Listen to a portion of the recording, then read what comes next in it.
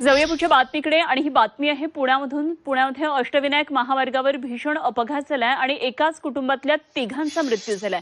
शिरूर तालुक्यातल्या कवठे यमाई इथं ट्रक आणि टँकर याच्यामध्ये जोरदार धडक झाली। यामध्ये एकाच कुटुंबातले आई, मुलगा आणि नातू अशा तिघांचा मृत्यू झालाय। आई शांताबाई वाजे, मुलगा ज्ञानेश्वर वाजे आणि नातू युवांश वाजे अशी त्यांची नावं आहेत। दूध वाहतूक करणाऱ्या टँकर ट्रकला ओव्हरटेक करत असताना ही दुर्घटना घडली आणि हा भीषण अपघात झालाय।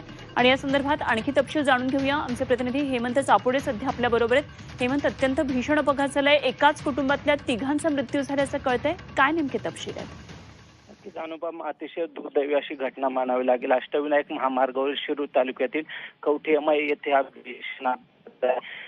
दूध वाहतूक करणारे जो टँकर आहे तो माल वाहतूक करणाऱ्या ट्रकला ओव्हरटेक करत असताना हा भीषण अपघात झाला आणि या दुर्दैवी घटनेत एकाच कुटुंबातील तिघांचा मृत्यू झाला। आई, मुलगा आणि नातू अशा तिघांचा मृत्यू झाला। हे तीनही मृत मुंबईवरनं आपल्या वडनेर बुद्रुक या गावी येत होते आणि दूध वाहतूक करणारे जो काही टँकर आहे त्यामधनं हे प्रवास करत आपल्या गावी चालले होते। मात्र त्यांच्यावरती काळाने घाला घातला आणि या अपघातात त्यांचा दुर्दैवीरित्या मृत्यू झाला आहे। प्रामुख्याने जर विचार केला तर या अपघातात आई शांताबाई वाजे, मुलगा ज्ञानेश्वर वाजे आणि नातू युवांश वाजे या तिघांनाही या अपघातात दुर्दैवीरित्या आपला जीव गमावा लागलेला आहे। अनुपमा, ठीक, धन्यवाद हेमंत, दिलेल्या या सगळ्या सविस्तर तपशिलांसाठी। हेमंत चापुडे आमचे प्रतिनिधी आपल्या बरोबर होते।